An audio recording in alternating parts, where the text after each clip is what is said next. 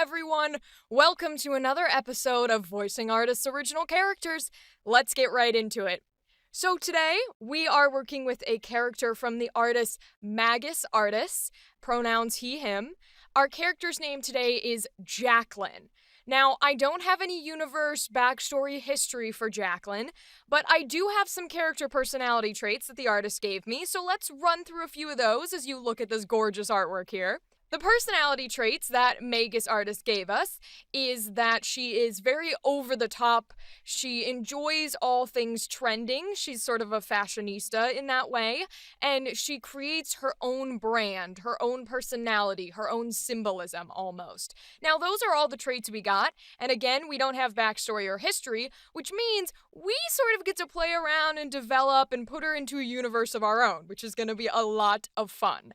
Now, let's go straight into things that I perceive from the drawing. So first and foremost, if we look at this art style, we look at her posture, we look at her incredible muscles, all right? Let's not forget those, thank you very much. But if we combine all these things together and we give an overall feel, this screams to me like JoJo character or something in that side of anime, where the character is very vocal, they're very strong, they very much hold the presence of the group. So usually these characters are more of the barbarians, they're more of the warriors, they're very face forward, they have big weapons or really thick armor, and they tend to be very dramatic, but not necessarily in an emotional way, more in like an actual aura, in a presence, so that when they show up on the screen, right, the first thing you hear is their powerful booming voice, and you're like, I know exactly who that is. That's what this drawing and this art style and her entire feeling in her pose and in the way that she's looking at you through the audience, that's what that gives to me. So very JoJo, strike a pose and show off this stand or this powerful creation that they have. It gives me very Bulat from Akame ga Kill energy, where they're a hero, they're definitely like always smiling, they're always confident, they're super powerful, they're that person who stands up and takes the forefront of all of the damage, they protect some of the smaller, maybe weaker people, and they're almost like a role model. They tend to be the person that our main character looks towards and sees them as like, wow, they're amazing, I want to be them, I'm so inspired by them, they're so cool, they're so strong, they're so everything. And that very much screams Bulat from Akame ga Kill to me. And there are other examples, but I think if we take his overall concept of being the shield of the group, both in his happy, strong, motivating personality and physically, the way that he is, and we mash that with a little bit of the over-the-top dramatics of JoJo-style characters, I think we'll have a good time. So let's try and mix this JoJo Bizarre Adventure together and Akame ga Kill and see what we can get for Jacqueline here.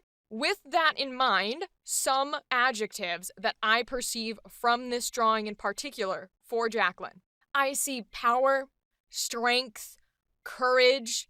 I see morale. I think she could very easily be one of the group that keeps morale high, even when you're in troubled times, and even when you think you're gonna lose. She's very much the person who's like, we have this, don't even look worried. You don't need to be worried at all. We are fine. We got this. Nothing can stop us. She also radiates an aura of assurance, an aura of determination. She also has tenacity. She comes across as very tenacious. And to me, that word is similar to determined, it's similar to being confident, but it adds a bit of a poke, a bit of a spike to those words. It's the determination, but it's the determination with a flair, with a little bit of course we got this, not just we got this, which is where I think the dramatics come in a little bit for Jacqueline. I also would say bold, fierce, and resilient. I think resilient is a really good word for Jacqueline here. And the reason why I think it's so good is because the glow in her eye and the slight little smirk, little smile she has going with teeth even, the pose as well with one hand up in the air, the other one is like flexing muscles, her hair is going everywhere.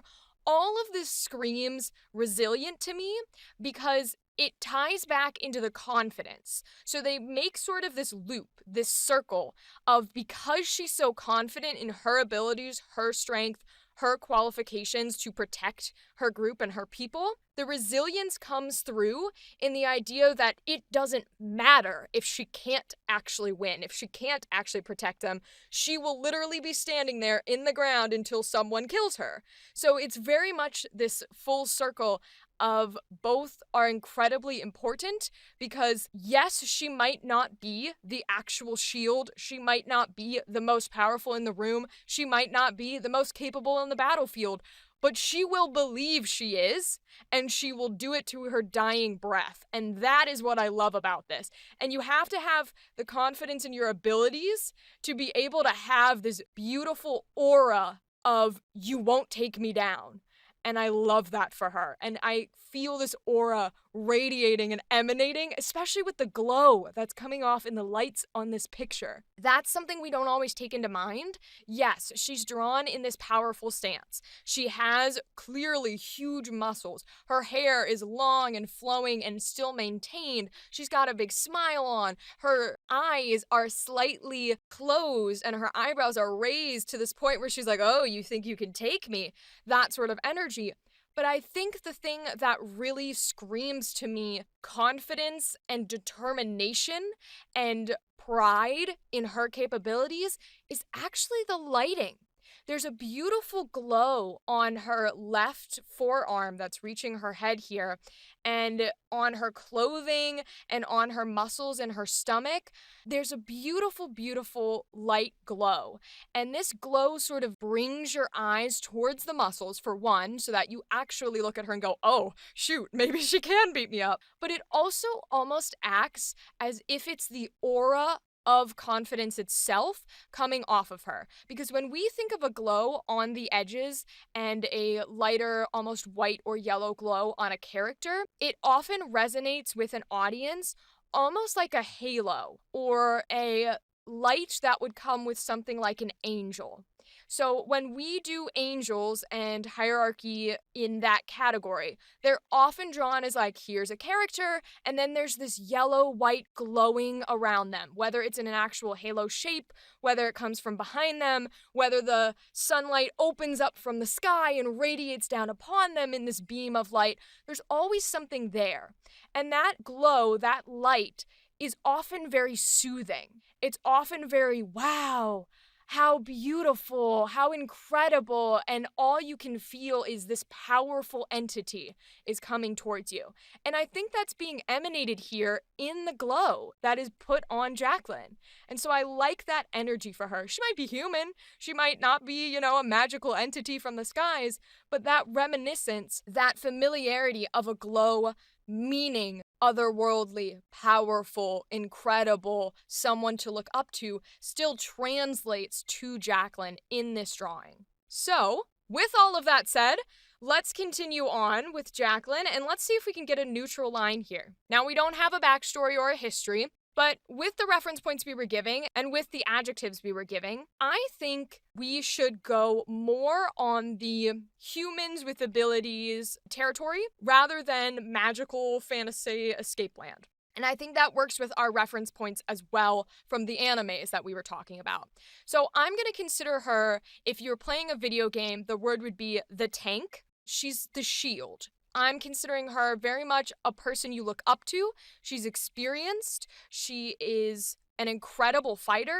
She is the person who's in the front of the battlefield, and when somebody tries to talk down to the rest of the team, she's like, no, I'm the one you're going to fight, not them. And there's no ego in that.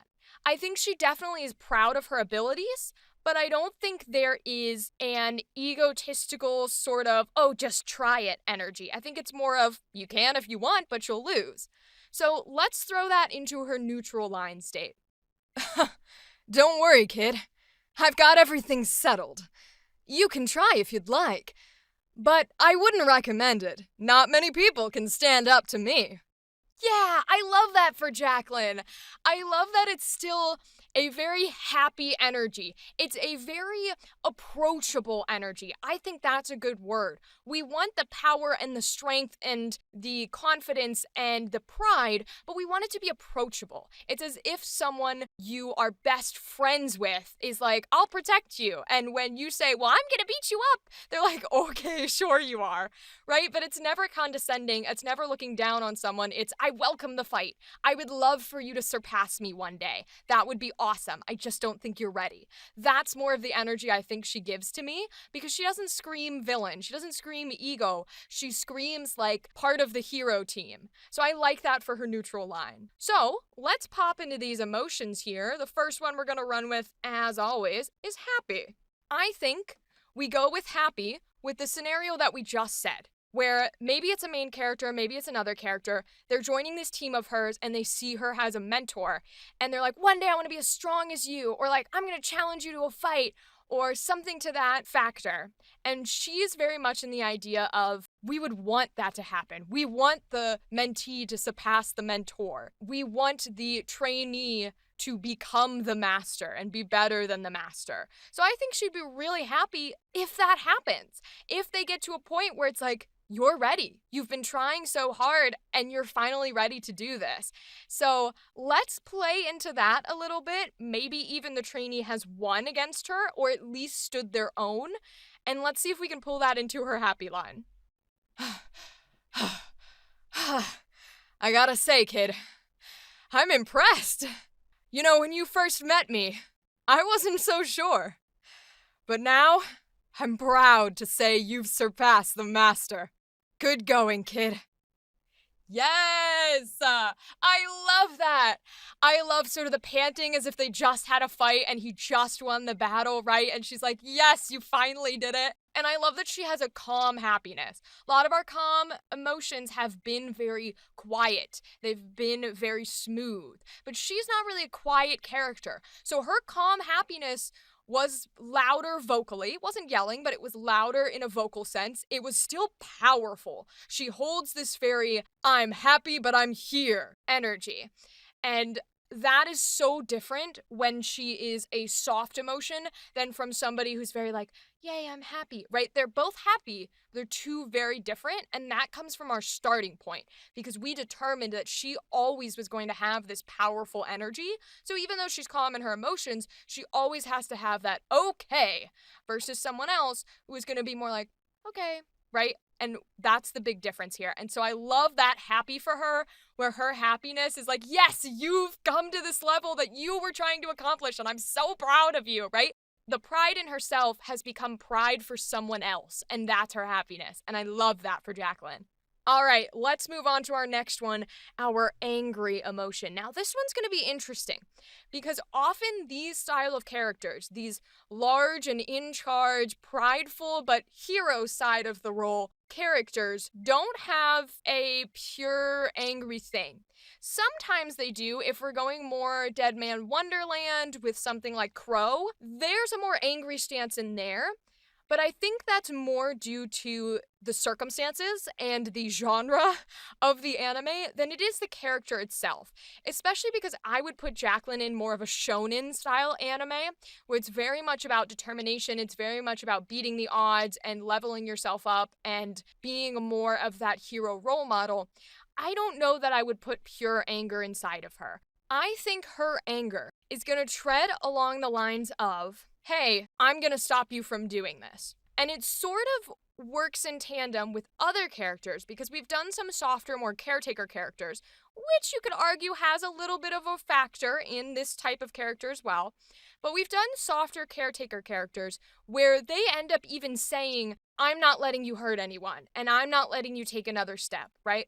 I think it's somewhat that energy, that protector anger of like, I will stop you by any means necessary because you're trying to hurt someone I love. But I don't think that's the way she would go about it. Because of her pride and her belief in her abilities and her agreement and acceptance of the role she plays as the shield for this team, for these people, I think while that may be the essence of where we're going, I think the way she expresses it is going to be much more like, it doesn't matter if you can beat me. I will do what I can to stop you because you can't go forward. So it's not going to be as angry. It's going to be almost a little more mournful. I think the anger and sad are going to tie each other together a little bit here. Let's see if we can do that in an angry line and then talk about it a little more. I'm sorry it has to be this way, but I'm afraid I don't agree with what you're doing. And if your intention is to harm the people around me, I won't be able to let you pass. So, do me a favor. If I am to die tonight, right where I stand, at least give me one hell of a fight. Yeah, I think that hits the nail on the head with what we want for Jacqueline's line. Let's see if I can explain it a bit more because I know beforehand it might have been a bit confusing. So in this line, there was anger. And to a lot of the audience's viewpoints, to us as listeners, we might not hear the anger because whether they express anger loudly or quietly or softly or yelling, we can tend to hear that pure emotion of hatred. And I don't think that is the calling point from where this anger stems. Because of the pride, because of her confidence, because of her acceptance. I really like that word in this state. The acceptance she has for whatever will happen, Que sera, sera, right? She has such that mentality in the type of protector that she is that I think the anger comes a little bit from the fact of, I need to stop what you're doing. I don't know that I'm going to be able to do that, but at least let me try. And that's where I think it came from. That's why I really like that line of, if I die here tonight, at least let me do my best to stop you where you stand. And that has a bit of anger in it. Some people might argue it has a bit of happiness, and I would argue it has a little bit of pride. But I feel the anger of, I wish I could guarantee that I could stop you here. I wish I didn't have to admit I'm not making it through this fight. I hope that I will be able to stop you, but I know I can't. All of that rings into anger for me. It doesn't ring into sadness. It doesn't ring into happy. It rings into anger, and it's expressed in a prideful way, in a somber but prideful way, where she's like, okay, I'm mad that I won't be able to stop you and that you might still hurt my friends after I'm dead, but goddamn if I'm gonna try. And that is the type of anger I really like for these characters. So let's move on to her sad, last emotion here today. So if those things make her happy and angry, what is our sad gonna be? I think we should pull for Jacqueline's sad the idea that she doesn't get to help at all. Because there's something about being happy when someone surpasses you. There's something about being a little angry when you can't save the day, but at least you got to try, right? Pulling those two emotions in together. I think we pull in now sad with a hint of angry, how we were doing angry with a hint of sad. I think we go sad with a hint of angry by saying, what if somebody deprived her of that ability to stand forward and be the protector, and be the wall, and be the guardian? What if they didn't even give her the chance to give her life trying to pretend these people? They just lock her away. Maybe she's watching, maybe she's not, but they literally do not let her try. I think that comes from a pure place of sadness with a little bit of angry leaning. So these are going to go back and forth a bit. Let's run with it for Jacqueline. You coward! You know they can't beat you! Why do you shove me to the side? I will fight! Let me fight, please. Ooh, yeah. That did exactly what we wanted it to. It was a mixture of sadness with a hint of anger, the way anger was a bit of mournful. It was sadness with a bit of spite. There was a bit of pure exasperation, animosity, bitterness, just that immediate, you're a coward. Right? That's a hint of trying to express this wrath inside of them, but in reality, they're sad. And that's why I like these two emotions intertwining like this. And all of the emotions intertwining really do work well when you're trying to create characters, because we all have different emotions inside of each other. These three are just baselines that we run from. And I think that's a really good place for Jacqueline to be, is this sort of just puncturing spite. We said earlier that she has a bit of tenacity, where they're like little spikes getting thrown out. And I think in that sadness line, we really had that with like, you are a coward. Fight me. Stop picking on these people, please. Right? And I really, really liked that for her.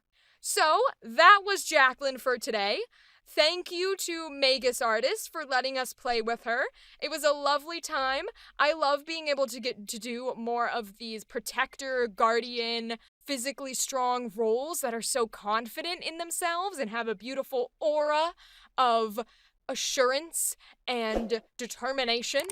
So thank you for letting us play with her. Go follow the artist as always, guys, and I will see you in the next video. Goodbye!